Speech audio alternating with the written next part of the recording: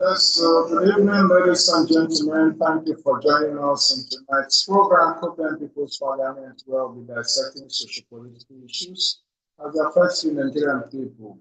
Glad to have you join us tonight. I remain Mr. Akko Christian Oche, otherwise known as Deep Process. It's a pleasure to have you join me on tonight's show, where we'll be dissecting a number of socio-political issues as it affects the Nigerian people. Welcome to Covent People's Parliament, where we have non-biased and very critical conversation around all that pertains to the Nigerian people.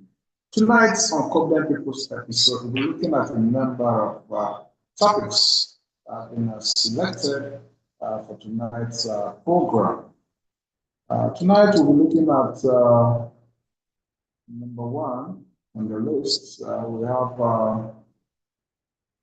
starting from the episode, of course, Tinubu is stabilizing Nigeria's economy.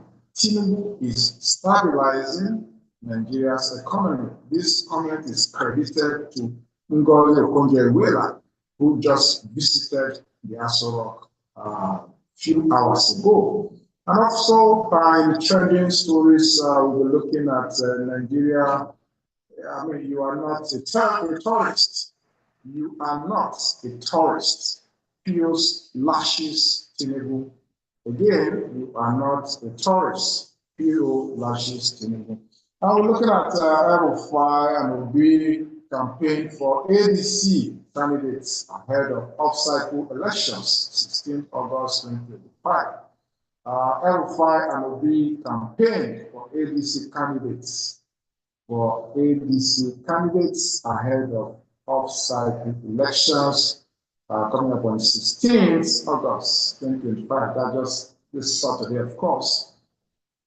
You recall that there are a number of lawmakers who probably have died and there's need to have a replacement from their constituency. Number three on the trending stories, 2027, PO profiles word by word and three layers of security approaches to curb terrorism, kidnapping, and insecurity. And number four on the list, we have Obedient Movement launches My Voting Block and Go Merge projects. My Voting Block and Go Merge projects. Number five on the trending stories tonight, we have Cobden on the verge of nationwide world executive documentation. These are a number of the topics that we'll be taking a look at tonight. And it's very interesting that for us to have a look at some of these trending stories in order to set the narrative proper. Number one, the trending stories where Okonjo-Iwealla visited the Aso Rock and she was ambushed by journalists who inquired about her feelings about Bola Tinubu's economic performance. How can she was asked how she could rate Bola Tinubu's economic performance, and she went ahead to garnish praises on Tinubu that he's doing very well in stabilizing the economy. The word stabilizing creates a lot of impression in the mind of Nigeria. Nigeria are beginning to wonder what has been stabilized. Is destruction part of stabilization? Nigerians are wondering how can a sane person, a sane Nigerian for that matter, an economic guru for that matter, in the caliber of Ngozi Okonjo-Iwealla having to rate Bola Tinubu's administration as being very,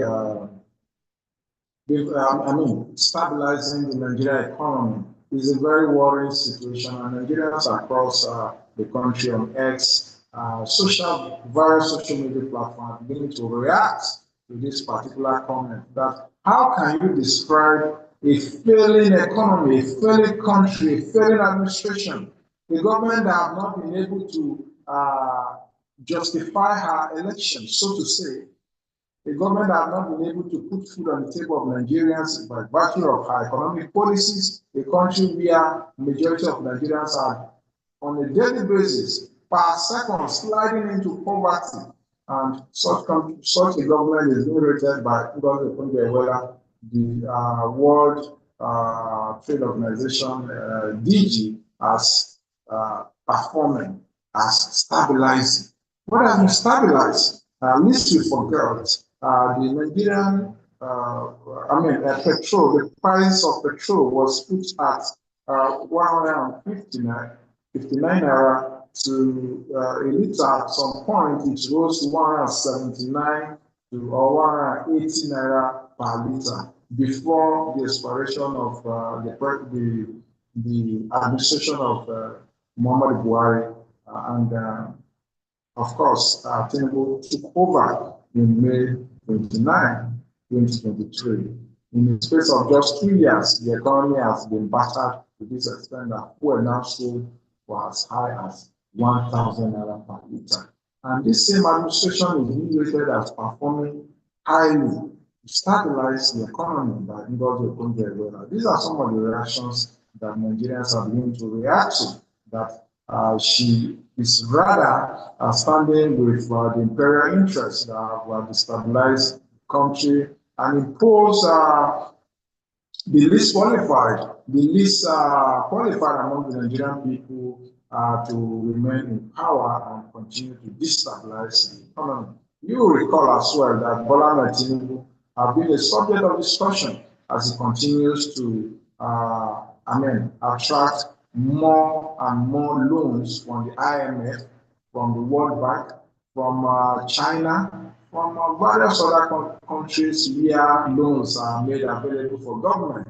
Bola Tinubu has always found his way to this country to rake in more debt for the Nigerian state. And as I speak to you, Nigeria is already enrolled in a debt of over 49 trillion.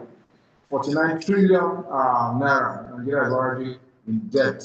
And which government can be able to rescue Nigeria from this massive load of debt?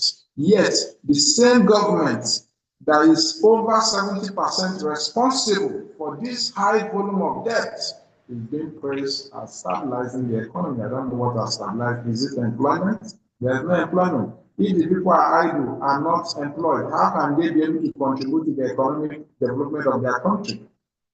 Is it banking? What is it? The exchange rate? Exchange rate, it met at about 100. It met the exchange rate at 400 to 450 naira to a dollar. Now today, the exchange rate is about 1,600 naira to 1,700, 1,500. It keeps on switching in these parameters. Yet the same administration is being judged as stabilizing the economy. Is it in terms of security? There is no security anywhere. Everywhere in the country is not safe. Nigerians are being kidnapped. Nigerians are being killed by terrorism, by herdsmen, by non-government, by different nomenclature that they choose to describe it. But it all falls under the purview of insecurity. A country that is not secure, which meaningful investors will come to that country to make investment?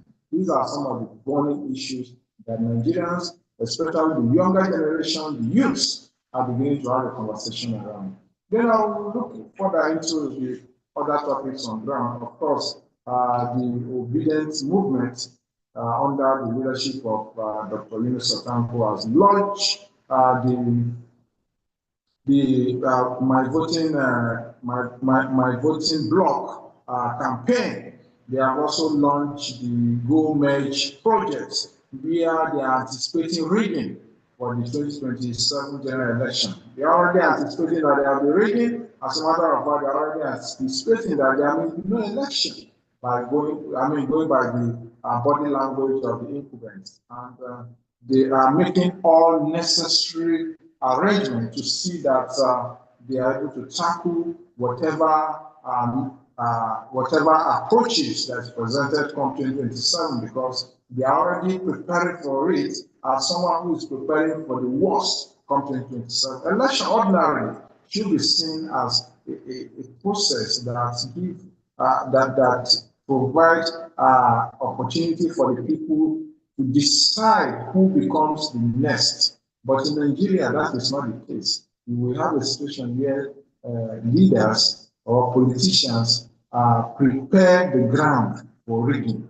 And that is the reason why the Obedient movement are now beginning to strategize and make all necessary arrangements, mobilizing members of the Obedient movement as well as well-meaning Nigerians to go and register en masse for their PVC, as the INEC is proposing to open our port on the 18th of August 2025. This exercise is expected to last for some few weeks in order to give room for the physical registration. It will start online before gravitating into the physical registration. So these are some of the things that we'll be looking at this evening. Also, PO has lashed precedent that there is not a tourist. Tourists are known for traveling from one country to another, and it continues on and on and on and on because they want to visit many countries as possible within their lifetime. But in the case of Bola Tinubu, travel in Nigeria across the federation, across the entire country, across every nook and crannies of the country, there are troubles everywhere in terms of poverty, insecurity, lack of government presence across Nigeria. Excuse me. Of course, there are cases of acute hunger in the country because the farmers can no more go to farm. States where farm products are hugely produced, like Benue, Plateau, Niger, Kaduna, and all that, are completely under terrorist attack on a daily basis, under the guise of Fulani herdsmen and farmers clash that the government chose to classify it. But then it is a complete terrorism attack. It is a complete land grabbing approach that has been introduced to continue to destabilize the people of the Middle Belt. So these are some of the things that we're looking at this year. And Pio is saying the president has no job. He is supposed to stay put in the country and fix the critical areas that are affecting the Nigerian people instead of traveling across the world. Imagine going as far as spending 10 days in Japan. When was the last time the Japanese president come to spend 10 days in Nigeria? When was the last time the Chinese president come to Nigeria to spend 10 days or 5 days or even a day? They don't even do that. But we have a president that travel often like is going to the backyard. So these are, and the Nigerian government is paying heavily for all these things. These are taxpayers' money that are being wasted. And it goes on to inform the masses that voting should be based on character, competency, capacity, credibility, and capacity to deliver. It's not just voting based on tribe, religion, and all that. It never helped any country to grow. Thank you for joining me tonight on Zoom. I have seen Grace join. Grace is already on the Zoom. She couldn't stabilize. Okay, Usman Ali Al-Hassan, thank you for joining. And I hope you will be able to be part of this conversation. We have read out some of the headlines and I've been able to discuss them. Then on the final note, COBEM is almost achieving her nationwide structure building by going down to the wards. COBEM is already at the ward level, building the register of executive leaders across the wards in Nigeria nationwide. And in case you are yet to be part of it and you want to be part of it, you can please register via the website www.cobem.org/register. It will link you directly to where you are meant to register and become a member. Madam Idris, in case you want to have a contribution, please unmute and raise your observation or your contribution to any of the highlighted topics. Madam Idris, are you available to speak? All right, while we anticipate Madam Idris' contribution to the program, the program still remains COBEM People's Parliament, and in case you want to have a contribution via If you're watching us live on YouTube and you want to have a contribution, you can please call this number 08062557980. So I will continue the program and we'll be looking at the trends of events politically. We have election coming up across the different states. Like I'm aware we have off-cycle election coming up in Kaduna, Anambra, Niger, and a number of states are organizing their off-cycle election under the auspices of INEC. INEC is conducting off-cycle election to recruit new House of Assembly members, state House of Assembly and the House of Representatives. Then members who are demised are being replaced by new ones. And there's a trending video where Mala El-Fai was seen. He dropped out of his jeep and he climbed a moving truck. He climbed a moving truck from the behind to join the campaign train of Honorable Adam all the way in Kaduna State on the road. And the video is really making the headline across the board. This is the sportsmanship. Mala El-Fai found out the need to be part of the campaign for the new Nigerian project. And also, on the other side, he's already giving his huge support, not just verbally, but on ground. That is a huge support, and you can anticipate that Honorable Adam Alex Adam is of the ADC is more likely to emerge because he's already covered the ground and a lot of accolades are already coming in. I say congratulations in advance to Honorable Adam in advance as we look forward to his emergence as the Chukwu Kajuri Federal House of Representative candidates that is most likely to emerge at the coming polls of Saturday in Kaduna. Also, there's another trending video where Mr. Peter Obi attended the campaign rally of the ADC House of Rep candidates. And he was also seen singing, joining those who were singing the campaign song for the candidates. And he's already making around, of course, some are making the news out of it that Mr. Peter Obi has campaigned to moved to the ADC. Of course, there's no truth in that. It's just his way of supporting a candidate that he feels can deliver for the people. So I say congratulations again to the ADC as we look forward to having the off-cycle election. Then COBDEM, on the other hand, continues with our world membership drive nationwide, being documented with full phone numbers, address, and everything that is needed in respect to contacting this executive. This is what is meant by putting the foot on the ground, right? Having the structure developed, standardized, and recorded, where we can easily lay hold of it and make use of it at the appropriate time. Because the new Nigeria mantra, when we say a new Nigeria is possible, right? It will not just come without our involvement. It will not just fall from above. It takes people to build nation. It takes people who are committed, who believe in the new Nigeria, who believe in the building of their country, to come together and sacrifice. We cannot all sit back and expect a miracle to happen. We've found out the fundamental errors in our political trajectory, and it is time to fix it.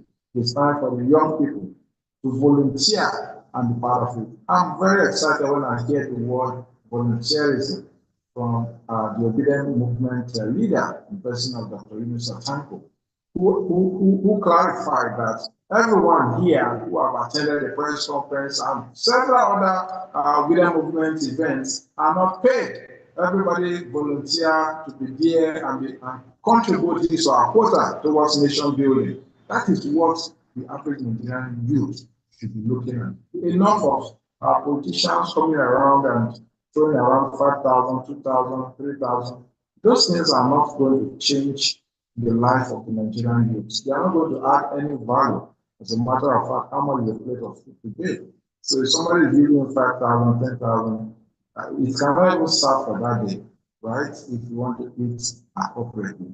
So we should look beyond money politics. We should look at capacity to deliver, because we've come to realize that politics has a lot of impact on the development of an individual. Politics has a lot of impact in the trajectory of the country. Politics have a lot of impact in determining the future of the generation of Nigeria. Look at the population of Nigeria today. We are over 250 million people. If the 250 million people, if just 50 million out of the 250 million people can decide to say enough is enough, we will be out of this mess, right? And as we are today, we are all victims waiting to happen. It's either we decide to collectively fight the bad government, or we decide to just wait for our turn to perish, because the bad government that is failing cannot stop failing, because they've never seen anything wrong with failing. Nigeria is the only country where over 200 people will be slaughtered overnight, and the government is not even taking any action. Nobody has been arrested or prosecuted. That's the kind of country that we are living in. You could be next and maybe next. Nobody knows who is next. And this calls for concern.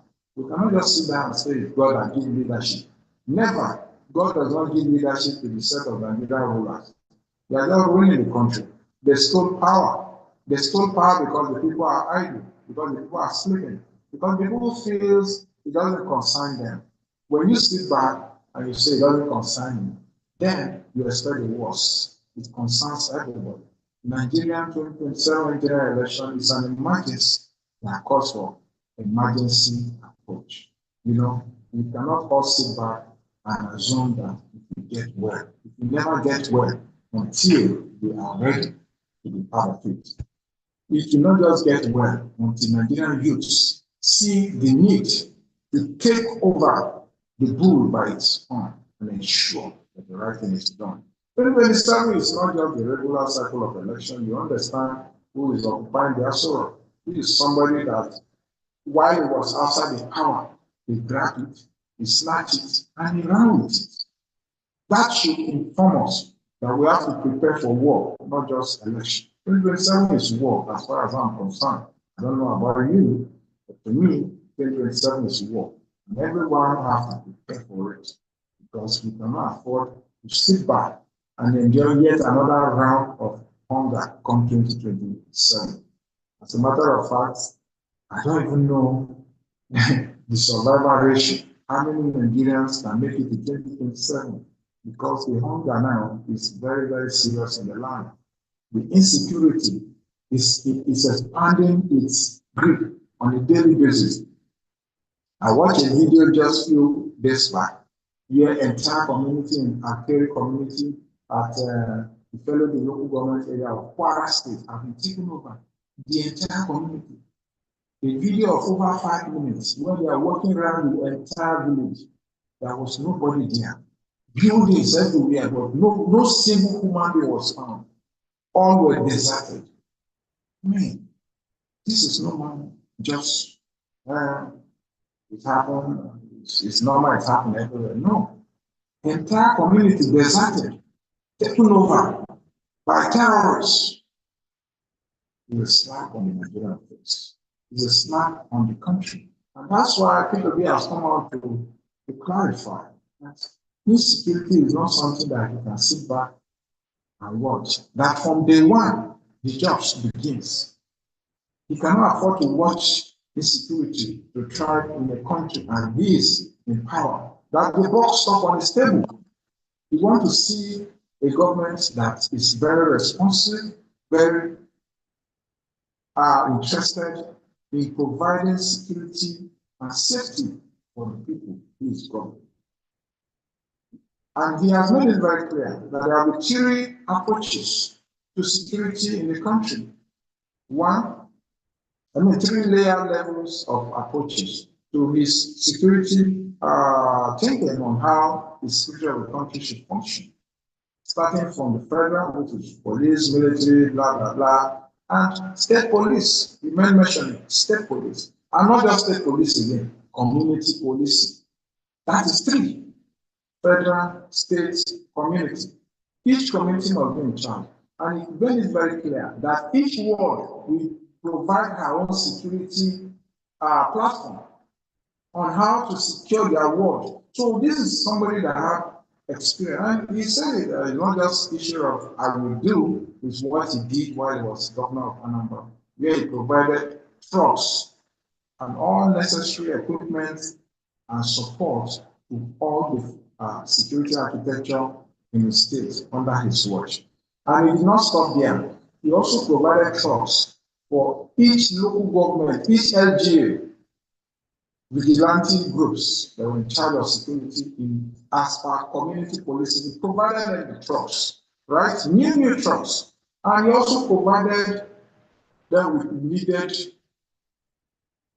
rifle and amenities that were needed for them to actually provide that security. That's how he was able to overcome insecurity in the state. And there was no single case of security throughout his reign as governor of Anambra. Despite Anambra became so hot before he emerged as governor, where even the sitting governor was at the point being kidnapped, the sitting senator was being kidnapped and all that. But when he became governor, he was able to solve it. So these are the kind of people that we should look up to in voting come 2027. With the expectation that they bring about the new Nigeria. Do we have contribution? Those who have just joined us on Zoom, in case you want to contribute to the topic under discuss, please unmute, speak. If you don't have more contribution, then we'll be drawing close to party for the day. Do we have more contribution? The topics are discussed, aware of the topics that are real out of the day, and we have done justice by explaining each of these topics. So the trending stories have been explained, and of course, the episode today, which is Okonjo-Iwealla, who emphasized that Tinubu has done very well in stabilizing the economy. And you wonder, how can somebody living in the US tell on how Tinubu is performing in Nigeria? You know, these are some of the people who are, because of the opportunities they enjoy today, they betray the trust of the citizens. These are the people who are supposed to speak the truth to power, but you see them backing and justifying the shenanigans taking place in our country. Well, it is clear to the Nigerian people that World Trade Organization is not for us. World Bank is not for us. China loan is not for us. Americans are not standing with us. UK, of course, are not standing with us. We are on our own. It therefore becomes imperative that we must come together and fight as the people of Nigeria. We are blessed with abundant, enormous resources.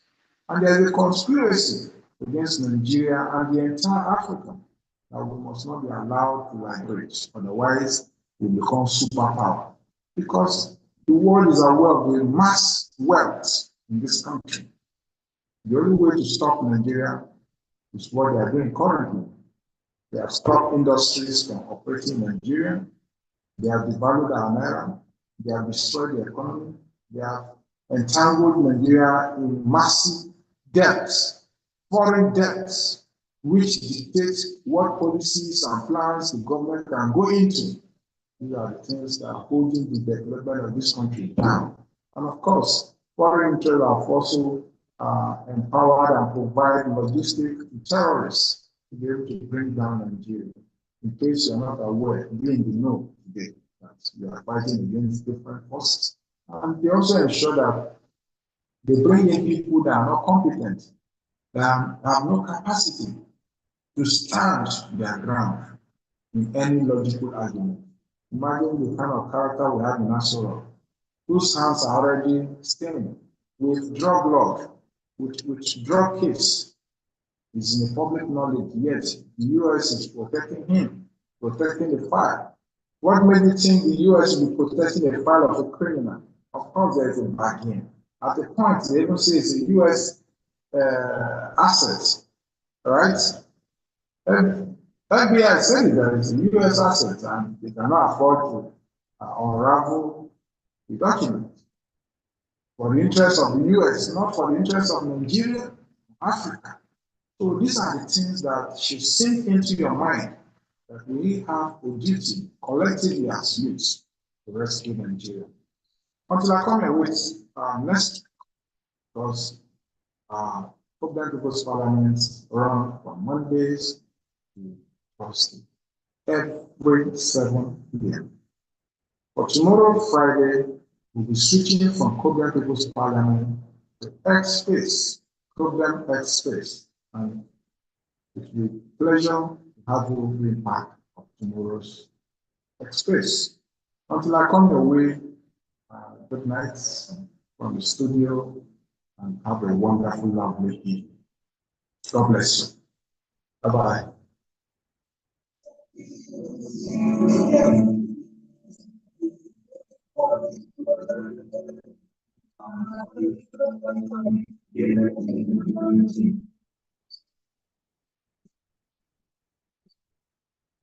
Sorry, this is you're not joining us. We are done with the program. So come here tomorrow. Let's say have a lovely evening. Bye-bye.